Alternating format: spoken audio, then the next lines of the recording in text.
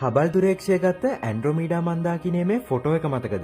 මේක ගිගාපික්සල් බිලියන 1.5ක ෆොටෝ එකක්. මං කලින් දවසක පෝස්ට් එකක් දැම්මා හබල් සයිට් එකට ගිහින් මේක පොඩ්ඩක් zoom කරලා බලන්න කියලා. මොකද එතකොට මේ මන්දාකිනේ තුල තියෙන තරු මිලියන ගාණක් වැලි කැට වගේ අපිට බලා ගන්න පුළුවන්. ඉතින් ඒ විදිහට මේ ෆොටෝ එක zoom කරාම පේන්න තියෙන දේවල් ගැන ගොඩක් දෙනෙක් එදා ප්‍රශ්න ගණනාවක් අහලා තිබුණා. මං ගොඩක් ඒවාට රිප්ලයි කරා. ඒත් මට හිතුණා මේ ප්‍රශ්න වලට උත්තර වීඩියෝ එකකින්ම කතා කරන එක ගොඩක් දෙනෙක්ට ප්‍රයෝජනවත් වෙයි කියලා. ඉතින් අපි මුලින්ම මේක zoom කරලා බලමුකෝ. මම මේ ඉන්නේ හබල් ටෙලස්කෝප් එකේ නිල වෙබ් අඩවිය. ඒකේ දාලා තියෙනවා මේ ෆොටෝ එකේ zoomable version එක. ඔයාලටත් ගිහින් මෙතනින් මේක zoom කරලා බලන්න පුළුවන්. මම link එක comment section එකේ දාන්නම්. හරි. දැන් මේ cursor එක තියෙන තැන හොඳට බලාගෙන ඉන්න. අපි දැන් zoom කරමු.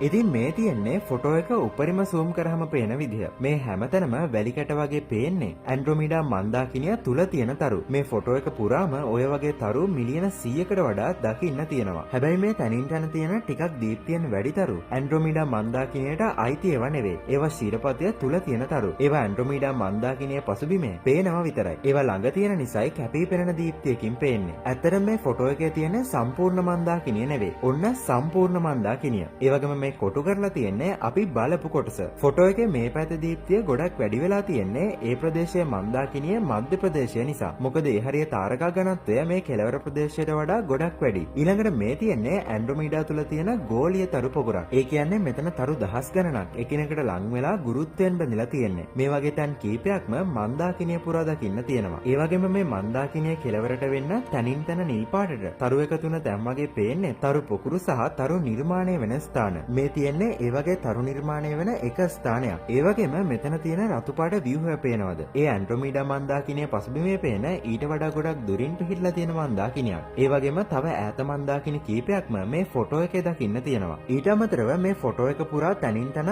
අඳුරුව පේන ප්‍රදේශවල තියෙන්නේ විශාල වායු වලා. ඒව තුළ බහුතරයක් අඩංගු වෙන්නේ හයිඩ්‍රජන්. ඊට අමතරව හීලියම් සහ වෙනත් මූලද්‍රව්‍ය සුළු වශයෙන් තියෙනවා. ඒ වගේම අභ්‍යවකාශ දුහවිලිත් අන්තර්ගත වෙනවා. මන්දාකිනියේ මධ්‍යයන් ටිකක් ඈත තරු ඝනත්වය අඩු නිසා මේ ඈත වායු වලා ගොඩක් අඳුරුවයි පේන්නේ. මොකද තරු වල ආලෝකය වැඩි වැටෙන්නේ නැහනේ. හැබැයි මධ්‍ය තරු වැඩි නිසා මැද හරියට වෙන්න තියෙන වායු වලා පැහැදිලිව පේන්න තියෙනවා. ඉතින් ඔයත් තාම මේක zoom කරලා බලපු නැති කෙනෙක් නම් සයිට් එකට ගිහිල්ලා කරලා බලන්න. මේ වීඩියෝ එකෙන් zoom කරලා බලද්දි පේනවට වඩා ගොඩක් ඩීටේල් ඔයාට එතකොට බලා ගන්න පුළුවන් වෙයි. ඒ වගේම බලද්දි අමතක කරන්න එපා ඔයා ඒ දකින්නේ මීට අවුරුදු මිලියන 2.5කට පෙර තිබුණු තත්ත්වය කියලා.